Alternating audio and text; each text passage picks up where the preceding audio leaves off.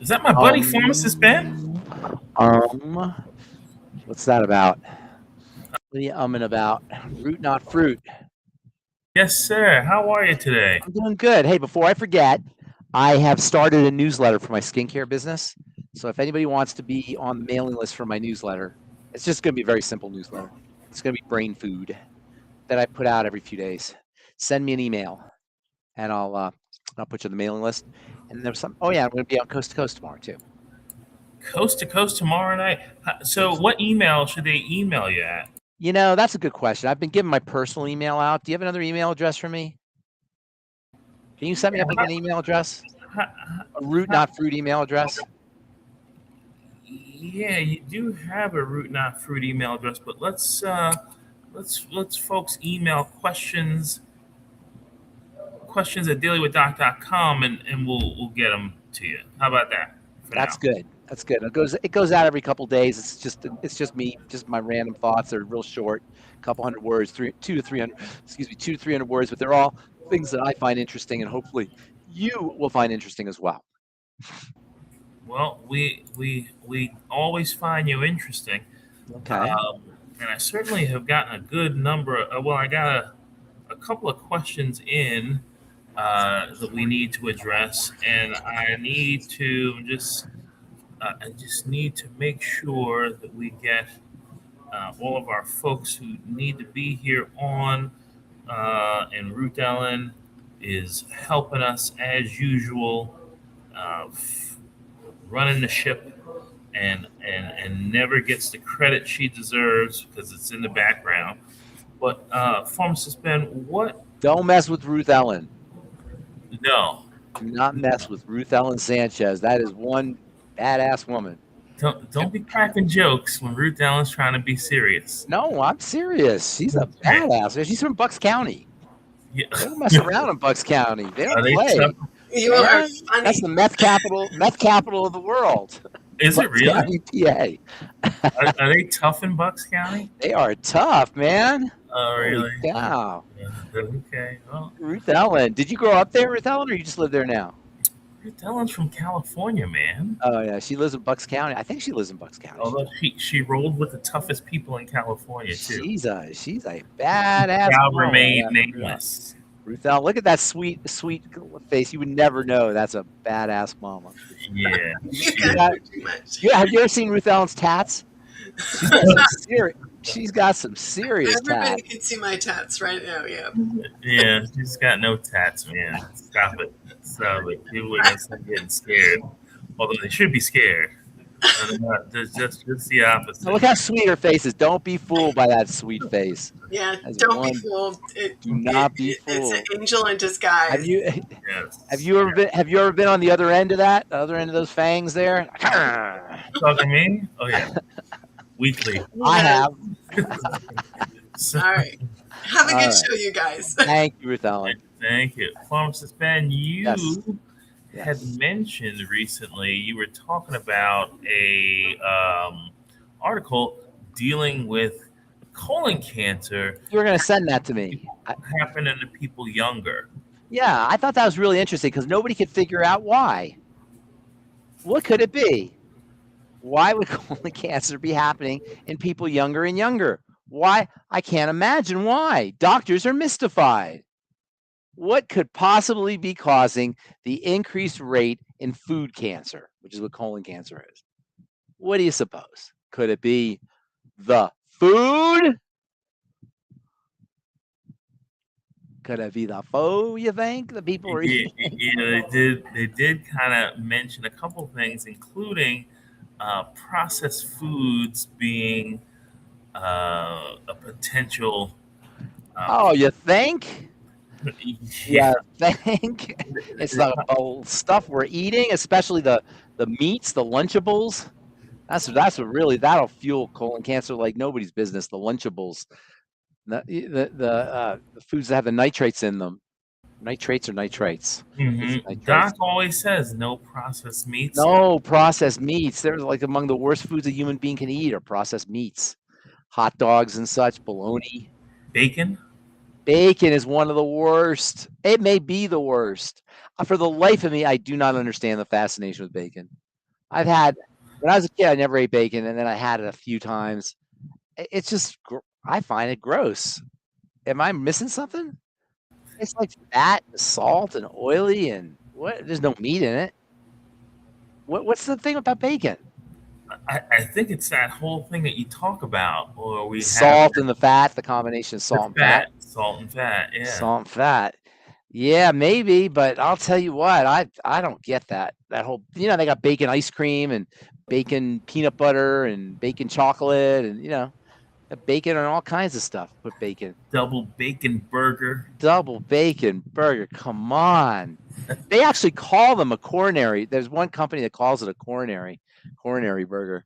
How could you say that? I don't know. I've never had a heart attack, but I've seen people who've had heart attacks. And can you imagine that? What that would feel like? Having a heart attack? Oh my God. That's your heart. Your poor heart. And I love that when they say your heart attack, like your heart attacked you. No, you attacked your heart. Your heart didn't attack you. We're attacking our heart with bacon. If you do like bacon, after you're done with your bacon, get yourself some Longevity Healthy Brain and Heart Pack. The nutrients in the Healthy Brain and Heart Pack will mitigate the damage from the bacon, at least the cardiovascular damage. Do you know after every cigarette you smoke, if you gargle with Beyond Tangy Tangerine, like swish it in your mouth, you will neutralize the toxins, or partially anyway, neutralize the toxins from the cigarette smoke. Like partially. Probably, I don't know about to what degree, but you'll partially do it. And that's a really important point.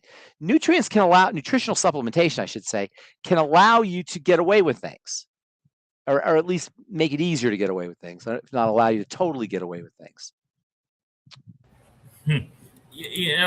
So what can we do to help these young, folks? Demographic disparity. The spike is particularly profound among Hispanic and white populations, and notably prevalent in the Western U.S. among 35 to 44-year-olds. What do you? I'm not sure what your question is. These are the how do we help folks deal with this colorectal cancer surge in 35 to 44-year-olds, and even younger? The Healthy Digestion Pack, Ultimate Enzymes with Meals. Stay away from certain foods, specifically processed foods, preserved foods, lots of meat. Depending on the meat, like regular meat can have hormones in it that can disturb the gut microbiome, antibiotics in it that can disturb the gut microbiome. If you have slow motility, the meat can putrefy. You know that word putrefy? You don't want to hear that when it comes to your intestine. It will actually, there's a chemical called putrescine, a molecule called putrescine that's produced from putrefying meat. And you don't want it for? It's not used for anything. It's a waste product. It's a waste product from rotting meat. It's one of the reasons rotting meat has a certain smell that it has, repulsive smell, by the way. Can you imagine what your intestine looks like after you eat a hamburger? Like oh God, the bloop bloop bloop bloop goop goop bloop bloop. Oh God, just think of the last time you vomited. Most of that was from your intestine. Wait, the last time you bought you don't eat a hamburger? The last time I had a hamburger was many years. No, I've had hamburger, but like fast food hamburger, you mean? Hamburger in general. Oh yeah, I eat hamburger meat.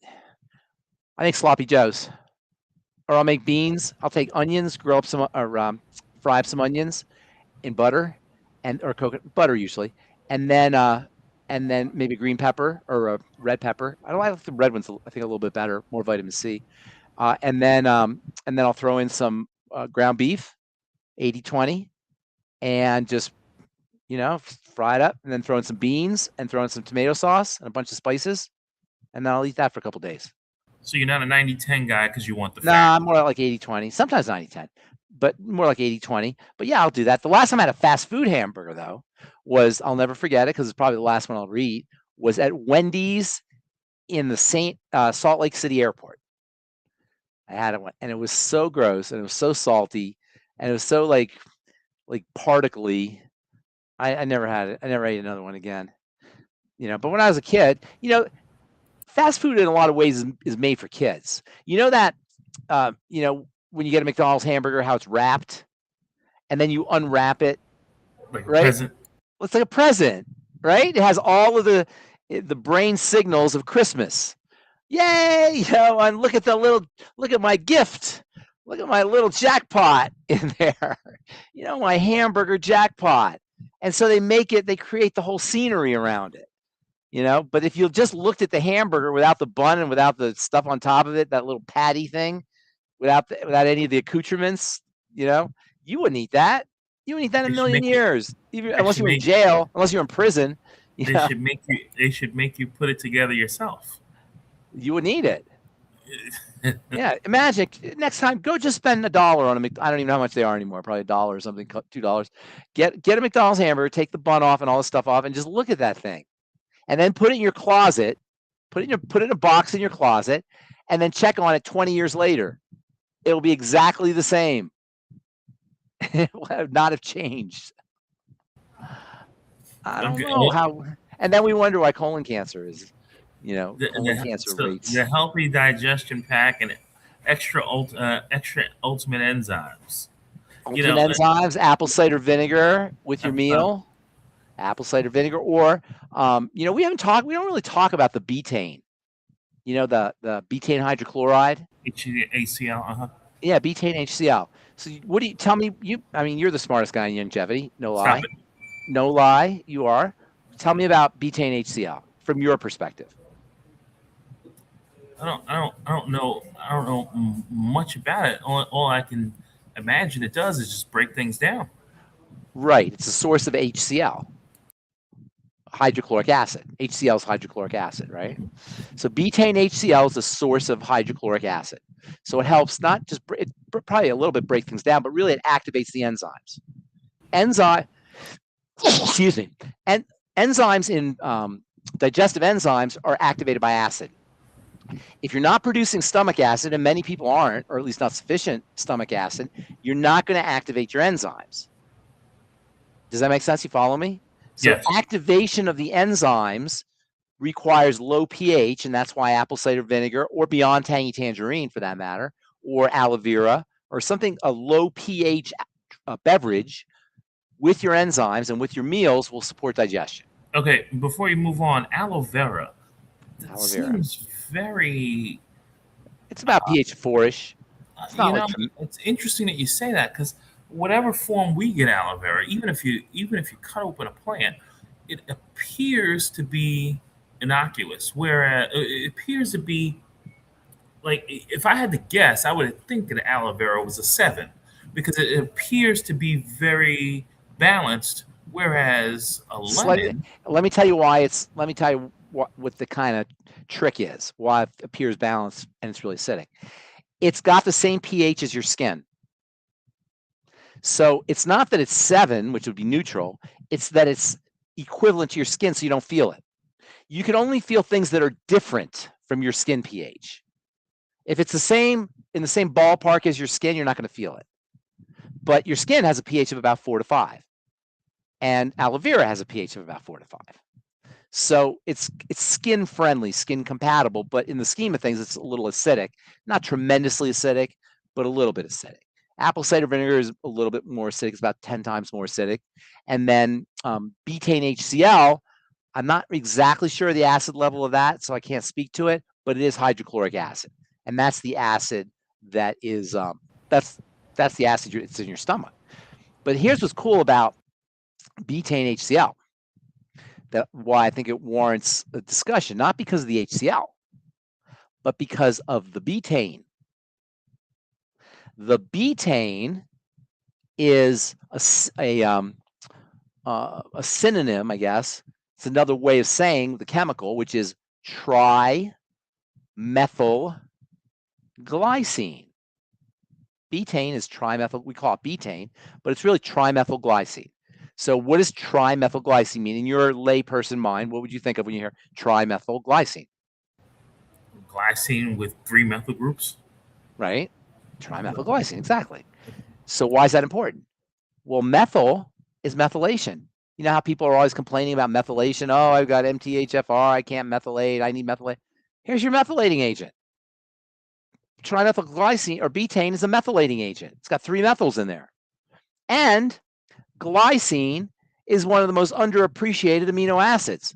It's critical for the production of connective tissue, and it's a major detox amino acid.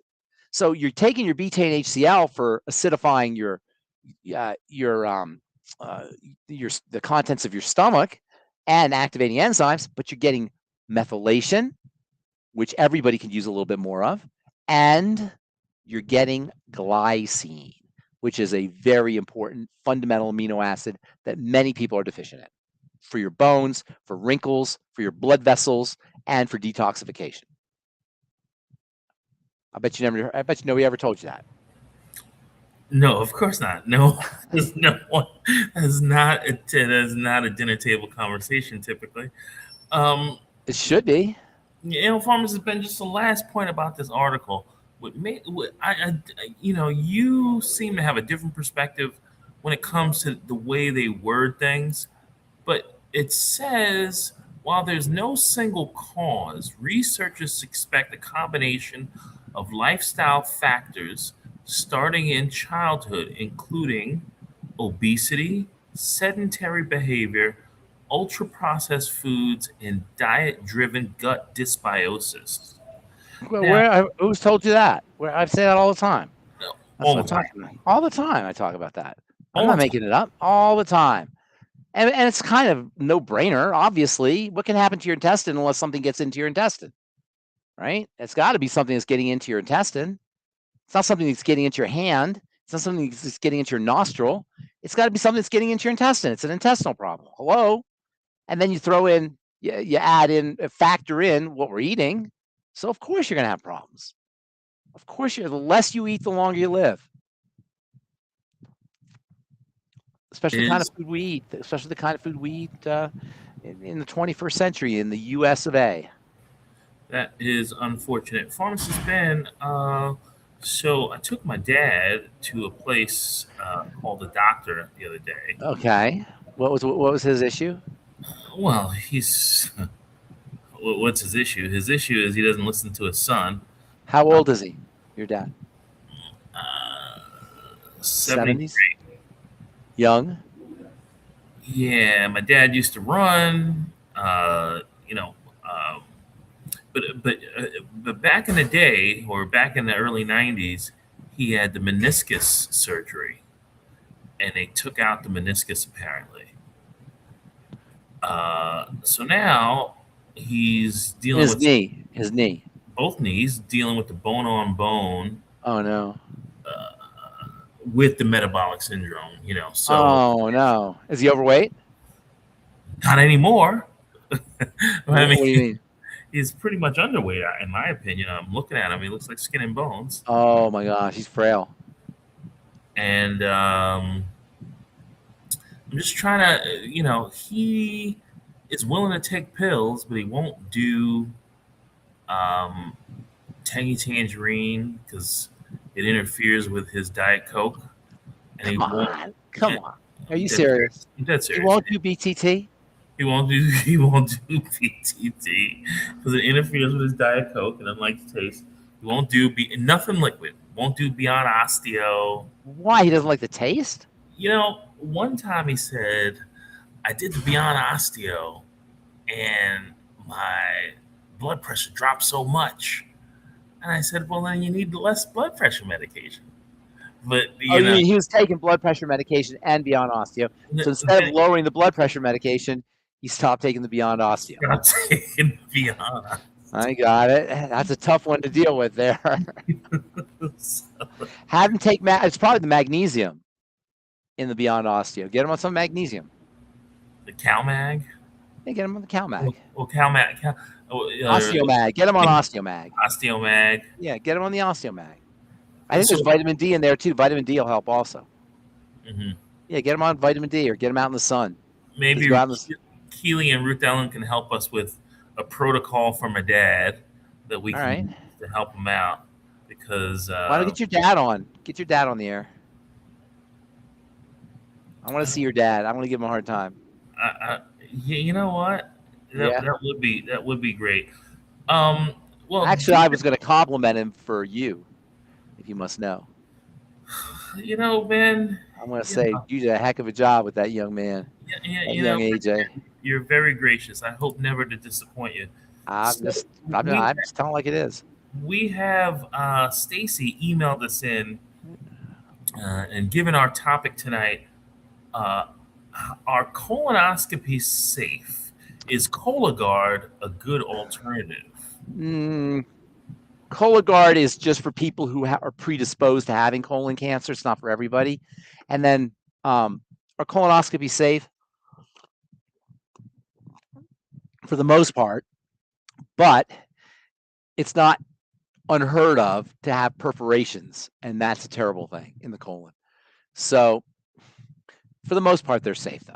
And given that's really the only way to know if you have, a growth in there, and many people do, it's probably a good idea to have them done once in a while.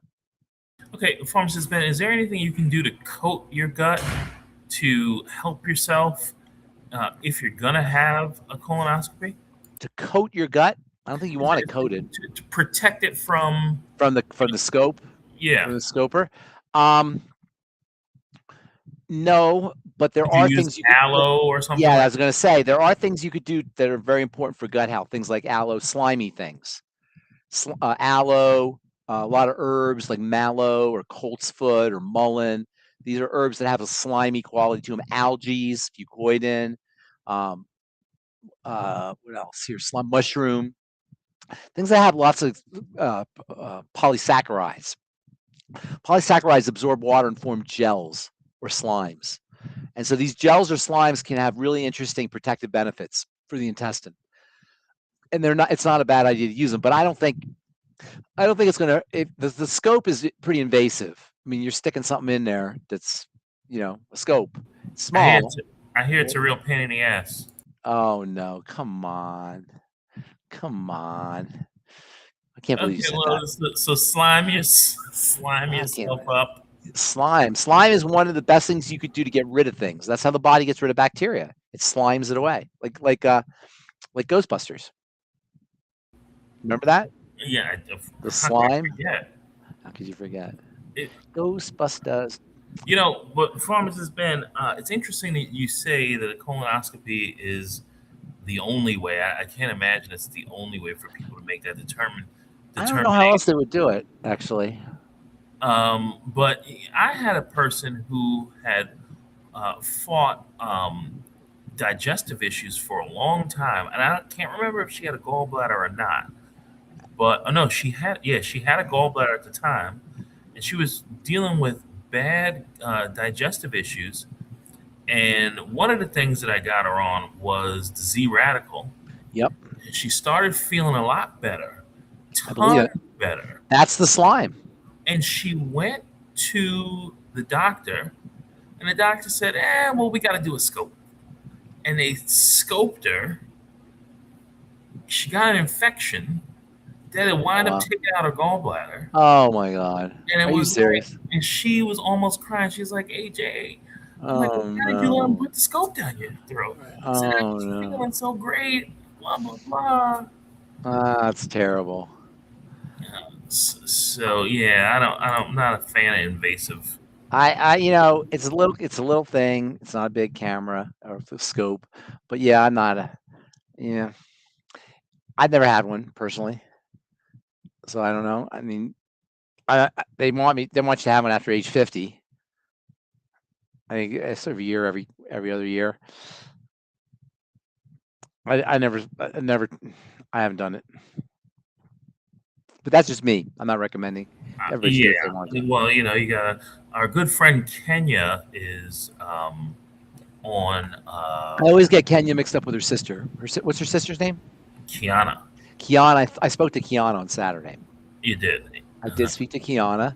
Kiana's still having some of those issues that she had before. So we're gonna dial down or drill down on what she's eating because she's still having those issues. Yeah, but she also needs to take the volume of product. I would think that well, you're working with her, right? Well, until she started talking to you, but no, she didn't. No, I only talked to her once. Well, I'm just joking, but I guess I could follow up with people much better than I do. I really don't. Yeah, I only talked to her. I talked to her that one time. But from my recollection, the volume of product, it's kind of like you make a suggestion on how to make a vanilla souffle cake, and if you don't use all the components, it's not a vanilla souffle cake. I don't know. Do vanilla souffle cakes exist? I don't know, but I know your point. Yeah. If you want a vanilla souffle cake, you got to have all the ingredients to make a vanilla souffle cake, whatever that is. Yeah. Right? No, your point's well taken. You can't just have I'm going to make a vanilla souffle cake and not put any of the souffle in it, or the vanilla. Right? It's critical. The usual methods using scopes. He favors stool testing. The problem with stool testing is that's not telling you exactly what's happening in the colon, but it's still I can see that. Who wrote that? DeLong? Who's DeLong? D.I. Long? A very consistent viewer. That's good. That's good. I think that's a good point. Is like a CAT scan or some kind of ultrasound device, something like that. Keeley says a colonoscopy resulted in a flesh-eating bacteria at the largest hospital in Cleveland. Yeah, it just doesn't seem like you want to poke around in there. Yeah. Okay. If I can't take glucogel due to the shellfish, no, that's a myth.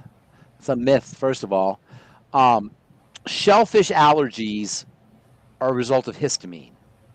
So-called shellfish allergies. There's also protein in shellfish. Sometimes people can react to. That's not in glucosamine. Glucosamine is glucosamine. It's not. Nobody's allergic to glucosamine. There's no shellfish in glucosamine. That being said, there is the CYA aspect, and that's that you have to, for legal reasons, they just have to say in case in the factory there was some contamination. But we do have I think there's a seafood-free glucosamine, isn't there? Ruth Ellen just said that the liquid glucogel is shellfish-free. They're all shellfish-free, but there might be some contaminants, is the thinking. Some shellfish contaminants in the factory. Some of the glucosamine have a little contaminant. It's very unlikely. And glucosamine is unbelievably valuable. It's just a stupendously valuable supplement. And I was reading an article. Can I do a quick article read here? Yes, but I have a quick point to make about what you just said. Okay. Because, and I wasn't going to bring it up, but there was a comment in one of your videos from before, and you mentioned the shellfish allergy, and the comment was a guy saying, I was excited to hear from Ben, but he said that the shellfish allergy is due to protein, and he didn't mention iodine. He said the iodine is the reason that people have the shellfish allergy. What is Ben talking about? Does he even know what he's saying?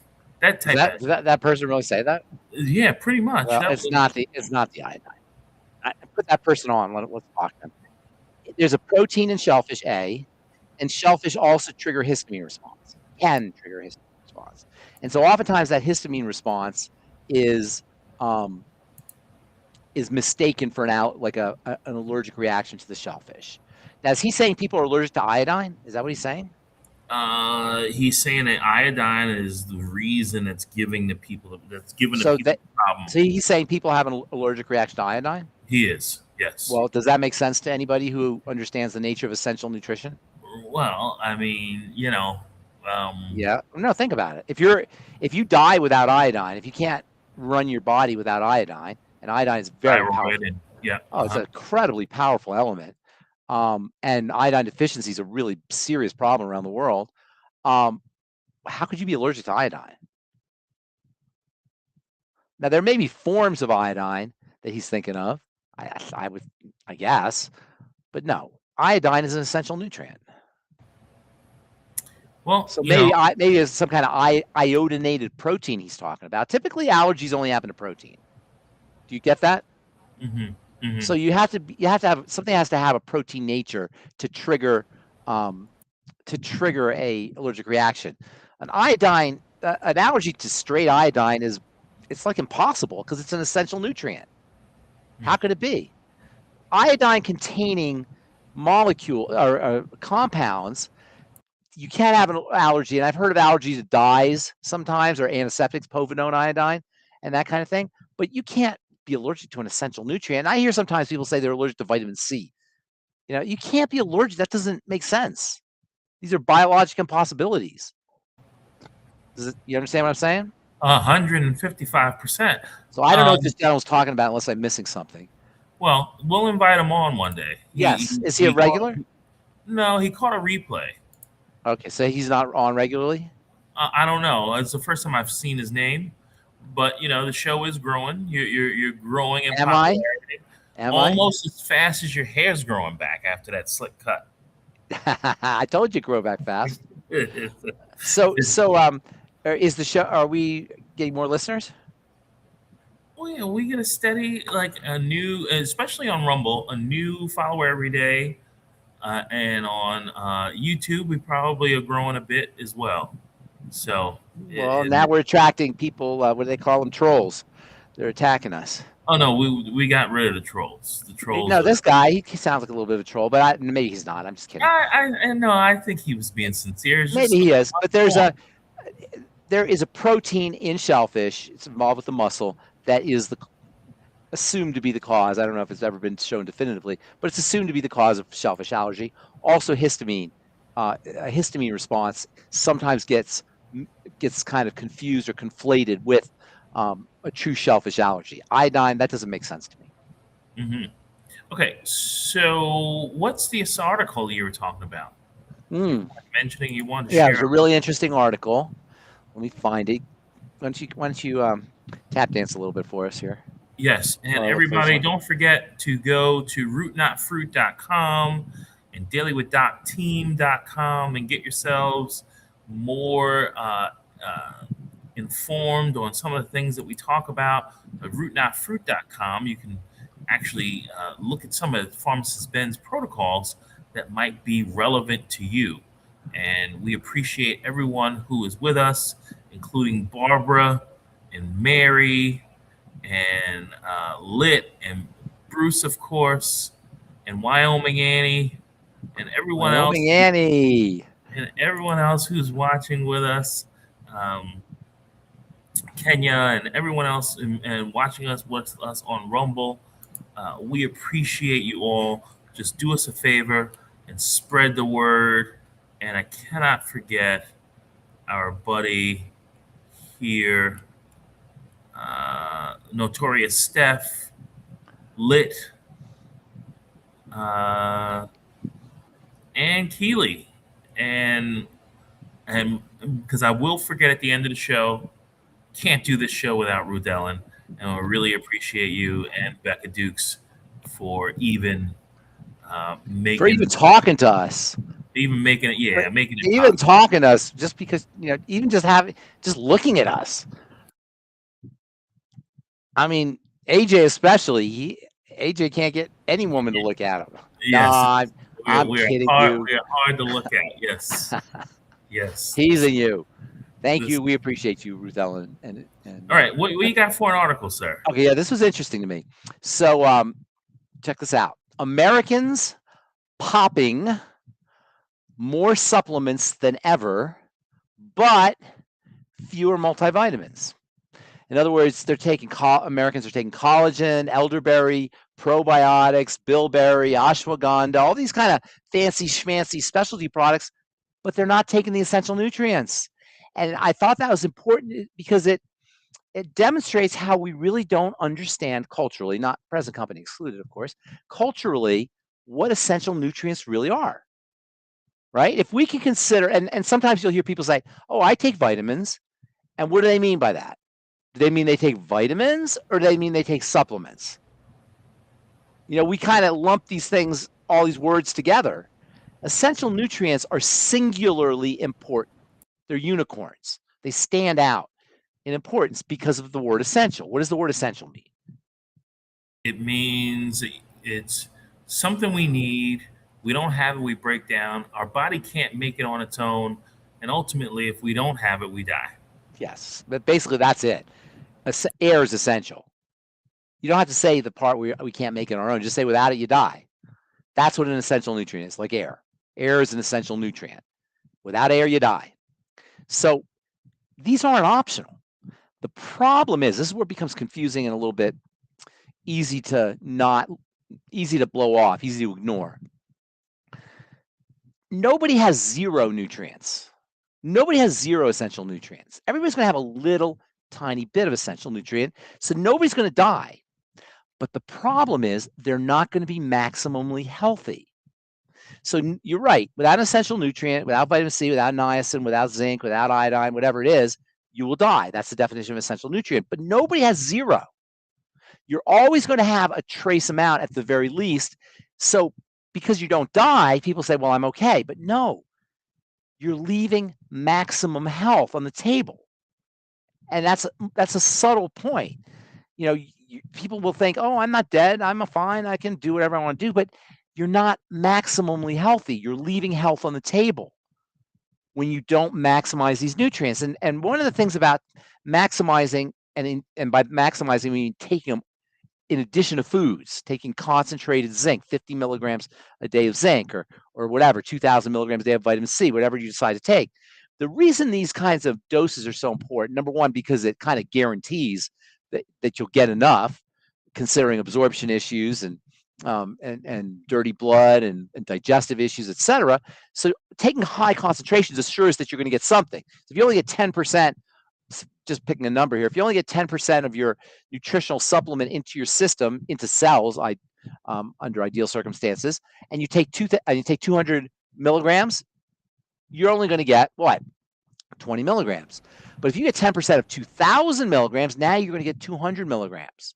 So mega doses is a good way to make sure, like an insurance policy, you get the concentrations you need. But even more so, when you take a high concentration of something, you leverage something called Fick's law, F-I-C-K-E-S, or F-I-C-K-S, no E, Fick's law. Fick's law is named after, guess who? Robert Fick. It's called Fick's law. It's not a trick question. Fick's law, Robert Fick. He came up with Fick's law. It's also known as the law of diffusion. And the law of diffusion says if you take a cup and you put a membrane in the middle of it, right? You put a cheesecloth or parchment or some kind of membrane, right? And you put a bunch of salt on the left-hand side, eventually the salt will go to the right-hand side until both sides are equal. Make sense? Yes. Everything in nature wants to equilibrate. So when you have a lot on one side and nothing on the other side, the law of diffusion will support the crossing across the membrane. So what does this have to do with megadosing with nutritional supplements? If you put a lot of nutritional supplements on the outside of your intestinal membrane through megadosing, beyond Tangy, Tangerine, say, you're going to force that stuff across the membrane via Fick's law, via the law of diffusion. Make sense? In other words, it's a way of driving the stuff across the membrane. So high doses of a supplement not only are important as an insurance policy to make sure you're getting what you need, but also because it helps you push via this law of diffusion from your intestine into your blood and ultimately from your blood into a cell. Make sense? That's fantastic. That's why you want these high concentrations. Well, I use this in my skincare, by the way. In my skincare products, I use high concentrations of nutrients so that when you put it on your skin, via Fick's law, the law of diffusion, it'll get pushed across the stratum corneum into the epidermis and the dermis where the living cells are. You know, most skincare products sit on the surface of the skin. They're not going to really do much. The surface of the skin is dead. You know, you go out and you spend whatever, $100, $120, $200 on your fancy schmancy, you know, moisturizer that this whatever, Kaylee Bieber. La Roche-Posay? Yeah, whatever, La Roche-Posay or Hailey Bieber or whatever it is. You put on your skin. Hey, what do you got? Soft, dead skin. Congratulations. That's what you want for your $200 an ounce Hailey Bieber, Kaylee, Keisha, whatever the heck. What's her name? Kardashian cream. But Soft, dead skin. Hailey Bieber is cute. I'm not talking about your pedophile predilection. She's married. Oh, is she? Bieber. I thought she was a kid. No, she's a model. You see her on the billboards. Oh, didn't she used to be a kid? Was she famous when she was a kid? Her father's famous. I forget who the father is. He's a Baldwin. Her father's a Baldwin, I think. Yeah, that's who it is. You ever see the Baldwins around NYC? Yeah. Yeah, cruising around. I've seen the less famous Baldwin a bunch of times. Oh yeah, the Billy and Baldwin. The more famous one once or twice. You have, huh? Yeah, they're total New Yorkers, huh? Billy is the less famous one, right? Billy Baldwin. Yeah, I've seen him a bunch of times. Yeah. Yeah, the other one's the famous one. Yeah, Alec. What was that movie with Michael Keaton, where he played this crazy? What the heck was that movie? It was like a scary Tim Burton movie. Oh, fuck. I forgot what that was. All right, never mind. Anybody know what that movie was with Michael Keaton, where he plays this crazy guy? Okay, well, he plays this crazy ghost guy. He's like a ghost, and Michael Keaton is a ghost. And Alec and his wife, I forgot who his wife was. They die, and they meet this. It's a great movie. Okay, but back to your point, Pharmacist again. Yeah. I understand your point because you illustrated it with the subclinical scurvy. Yes. Idea.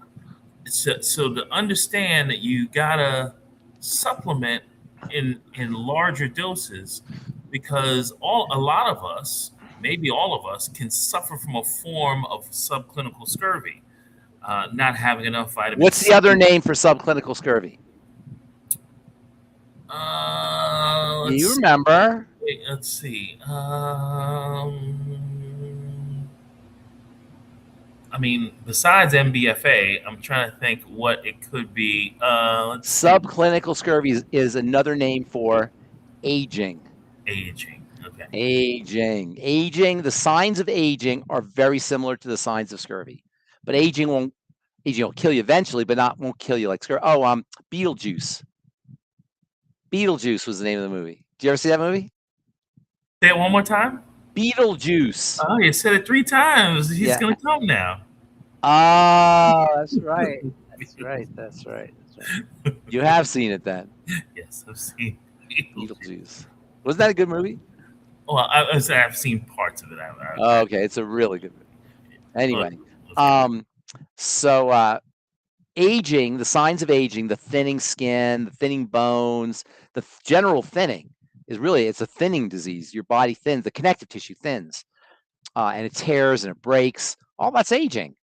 Aging is a connective tissue driven condition. I don't want to say disease, condition. Let me say that again. That's really important. Aging is largely connective tissue driven. Deterioration of connective tissue, and that's what scurvy is. Building the connective tissue is the key. And that's the healthy bone and joint pack, by the way. The healthy bone and joint pack is your connective tissue, is for connective tissue building. Absolutely. Yeah, we I'm glad to know you because I'm really coming to grips with the importance of vitamin C. I mean, obviously, all the other nutrients that are essential are important. All important. But I always say, whenever I think of vitamin C, I think of Babe Ruth and other baseball players. Like everybody knows Babe Ruth. Babe Ruth, there's baseball players, and then there's Babe Ruth. In the future, it'll be Shohei Ohtani. But for now, it's Babe Ruth. Shohei's ridiculous. He's got ridiculous. Yeah, he's got to become an American citizen for him to get there. You think? Okay. But you know what I'm saying? Even non-fans know who Babe Ruth was. You don't have to be a base. He transcends the sport, right? Mm-hmm. Michael Jordan. No, your average person who's not a fan isn't going to know Michael Jordan probably. Really? I would think somebody who wasn't a basketball fan, my mom wouldn't know who Michael Jordan was. She sure would know She would know Babe Ruth. Mm. Babe Ruth he's in the cultural pantheon. Michael Jordan's not in the cultural pantheon yet. There's no they name a candy bar after Michael Jordan. Michael Jordan, Babe Ruth after him. What? A sneaker. Yeah, that's true. But I mean, sneakers are for athletes. Candy bars are for everybody. Babe Ruth transcends that. He transcends the sport. Vitamin C transcends the nutrient. I always think of that when I think of vitamin C. It's transcendent. It's not like an ordinary vitamin in the sense that it's so fundamental. It's so fundamental that other animals make their own. So vitamin C, yes, that's amazing to learn from. And they make more when the more stress they're under, the more they make. It's a coping vitamin. It helps us cope. It helps us deal with life. It helps us repair the inevitable damages that occur in life.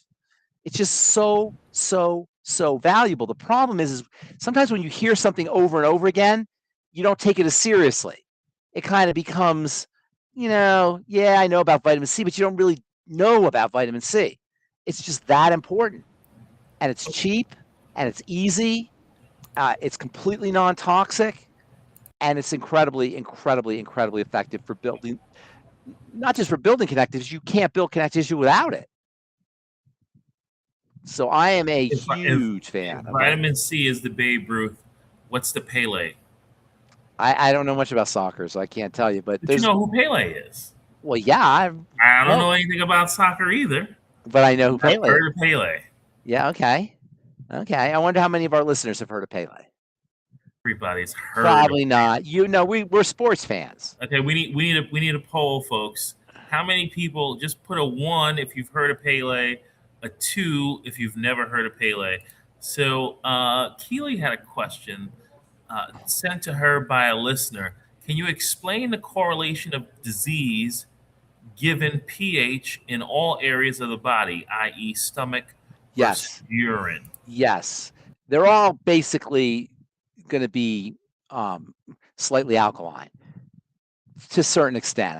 I think urine might be a little bit less alkaline, maybe a little more acid, but they're all going to be slightly alkaline. Once they run into acid, and by the way, the pH scale goes from 0 to 14. 7 is a neutral. The blood pH is the most important pH, and everything else is a derivative. All the other liquid, the pH of the urine, pH of the sweat, pH of the saliva, which are like derivatives of the pH of the blood, are going to be alkaline. The body needs alkaline. Alkaline represents electrons. It's all about electrons. We've talked about that before. Alkaline represents electrons. Acid represents a stealing of electrons.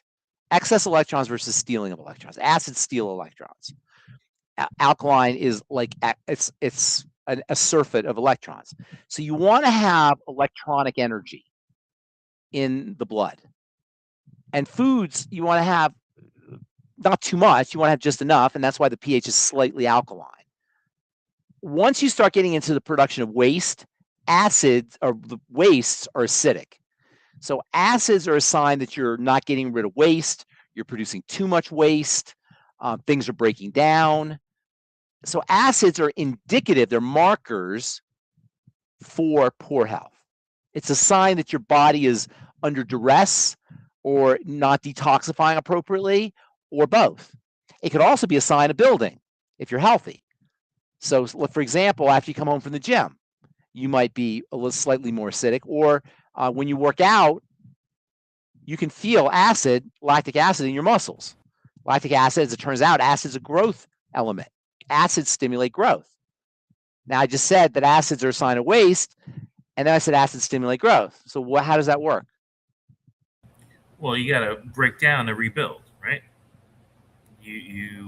Right. The acids are a sign of breakdown in the body's response to breakdown. Metabolism, anabolism, is that metabolism, anabolism, yeah. And that's really what it's all about. It's about catabolic anabolic balance, and you want to be net anabolic.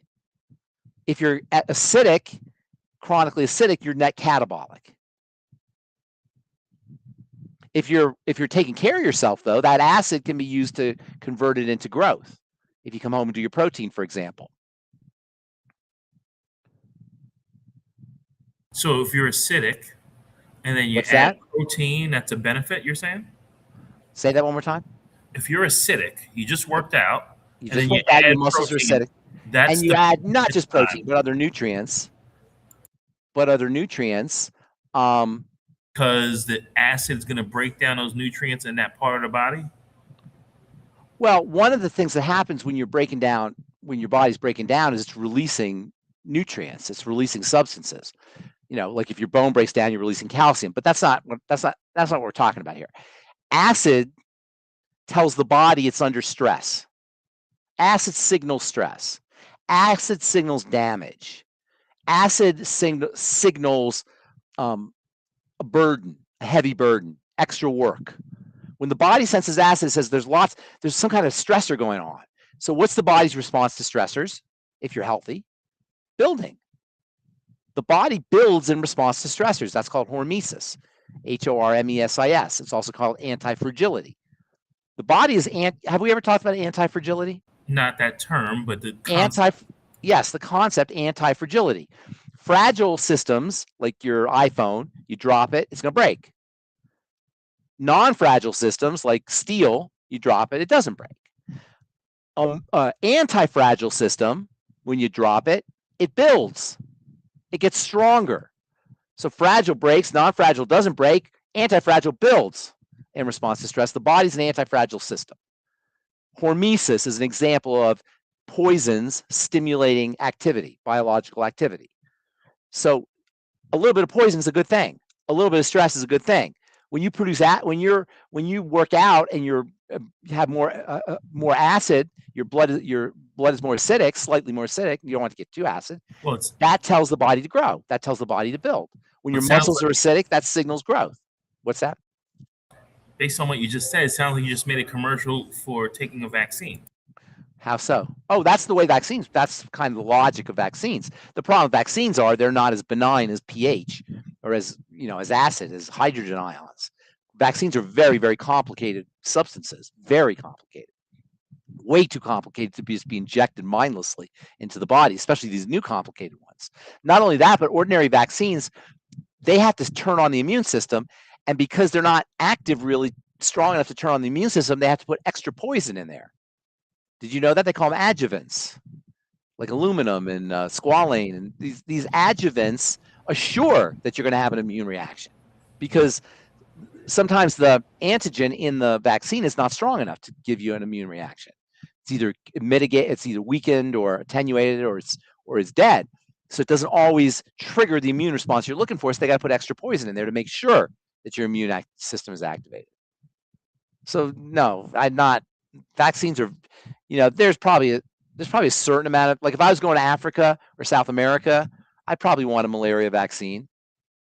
You know what I'm saying? If the choice was malaria or protection from malaria, the vaccine, but that doesn't mean I'd want 80. I think the average kid today gets like 70 or 80 vaccinations, some ridiculous amount. That's ridiculous.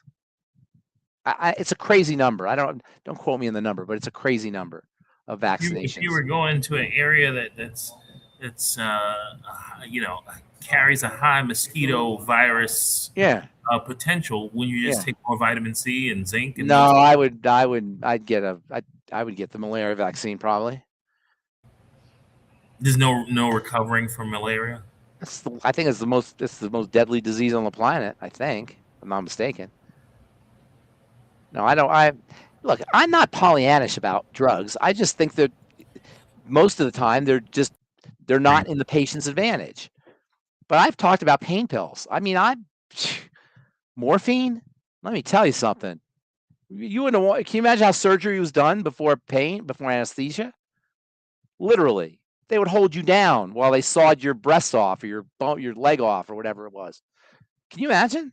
In the Civil War, they used to have. I think they'd give you alcohol or ether or something. No, there's times you need drugs for sure. It's just that the overuse of them, the craziness that the overuse of them is just absurd. And it's not for people, it's for companies. Like, what is this? Like Florida release of Gates mosquito. Oh yeah, the Gates mosquitoes. That's a good one. I don't know the exact, maybe this person can tell us about that, but they genetically modified the mosquito to like carry some anti-something medicine in it. And I forgot what it was. Yeah, have you heard about this? Yeah, and that's Keely that mentioned that. I did hear about something. I forgot what it was. It's some way of inoculating everybody against a virus. I don't know what it was against. Yeah, So nobody gets sick anymore because they've all been injected with GMO mosquitoes. But I mean, throughout history, we've modified certain things. Certain Not the way we do it today. Yeah, not genetic modification has been going on for centuries, thousands of years probably. Yeah. That's how, like, I don't know, that's how mules are like a cross between a donkey and a horse, right? I think that there's fruits like the tangelo, there's various fruits that are combinations. Yeah, they've been doing that grafting and mixing, mixing the genetics of different plants. They've been doing that forever, and of animals, livestock. But now we're doing it a completely different way in the laboratory. Absolutely. Who says this? Oh, wow. That's Ruth Ellen mentioning, because we do get a lot of people who ask about Dr. Wallach, and Dr. Wallach he's doing well. Paid his dues already. Oh, he yeah, can he's enjoy definitely it. How many years ago was it that you knew Dr. Wallach to be doing 300 seminars a year? How many years ago was it? He was probably doing that up until maybe 2012, or I think he fell like right before COVID. He fell, and that's I what remember really when he fell. I was a listener coast to coast at the time. Yeah, he stepped in a hole somewhere, he stepped in a hole and rebar went through his leg. Yeah, he was in bad shape. But what year? But 2019. Somebody else might not have survived. No, he lasted a while. I think that happened in 2019. So he was doing, up until then, he was probably doing 300 shows a year. Certainly, he was at the top of his game, doing shows 2017, 2018. I saw him a whole bunch back in those years. I can't believe that was 10 years ago almost. When was the first time you knew of him to do a lot of shows a year? Was it 2000? The very beginning. Okay, when was it? 98, 97. That's when I started. I didn't know about him until 98. 98 is when I first got my first Dead Doctors Don't Lie tape. And, like most everybody who heard it was completely blown away. Okay. So from 98 to, let's say, 2019, what's that, 30 years? What's that, 20 years? Wait. Yeah, 20 years. 20 years. 20 years. Yeah. 20 years or over 300 shows a year. 6,000 shows. 6,000 shows. I mean, come on. I know. I mean, he's got quite the legacy. That's quite the legacy. Live and impacting people live. Oh yeah, he would do a talk for like three and a half hours, and then at the end, he would stay up till like 3 a.m. answering questions, literally in the lobby at the hotel. He would stay up. He wouldn't go to sleep. He would just answer everybody's questions. I remember I'm with him in California. We're at a show, and he's just looking at everybody else, just pretty much like, yeah, AJ, they're all petered out. They're all petered out. It's just like he's just not, okay. So Kenya is asking. Put Kenya on. I want to see Kenya. Kenya's on Rumble. Is Slippery Elm safe to take on a daily basis to protect your gut and help digestion issues? Sure. Slippery Elm is one of those mucilaginous kinds of herbs like mullein, coltsfoot, marsh, mallow, slippery elm. Absolutely. Mucilaginous. It's also it's just overall, slippery elm is it's a great herb. And I'm not big on herbal medicine, but there's certain herbs I really like, and slippery elm is one of them. Yes, to answer your question. Okay, Pharmacist Ben, I'll let you go. These are the people who have said that they have heard of Pele. So don't think that the world doesn't know about Pele. And this he's not like Babe Ruth, though. No, he's not like, well, you got to imagine that soccer's the world. Soccer is not like baseball, or maybe around the world. I'll bet Pele around the world is like that, but not in the United States. I remember Pele because he played for the New Jersey soccer team. Oh, that was so late in his career. Yeah, I knew about him before, but it was really big when he played for New Jersey. Yeah. So all right, we gotta. It'd be nice to do, and then Traders got a 1, 2, fantastic. Well, I appreciate you very much, and Thank you, sir. We'll see you I'll see you Friday. we're having a World Cup here in New York, so I got to talk good about soccer, or otherwise they'll come All get right. All right. I got that. Hey, coast to coast tomorrow. Coast to coast tomorrow night. What do you know? Do you have a particular topic that you'll be discussing? I just wing it. Folks, if you want to listen to Ben on coasttocoast.com for free and you're not a Coast to Coast insider, you can go to ksco.com and hit the listen live button, and that would be at was it 1 a.m. Eastern? What time is it for you when you're on Coast? It's 11 o'clock Mountain, so it would be 10 o'clock Pacific, 1 o'clock Eastern. That's right, folks. So make sure you go to ksco.com and tune in and listen for free to Pharmacist Ben on Coast to Coast AM, where he is just going to be winging it off the top of his head, telling the gospel and nutrition. The gospel and nutrition and all the great stuff. And Ben, we appreciate you. Thank you. Parting words that you yes, no matter what your health challenge is, people, get on a supplement program. Eliminate problem foods. Make sure you're breathing correctly. Practice and leverage SMAP. Clean the blood. There's no such thing as a chronic degenerative condition that cannot be reversed. Believe it, leverage it, and enjoy your life.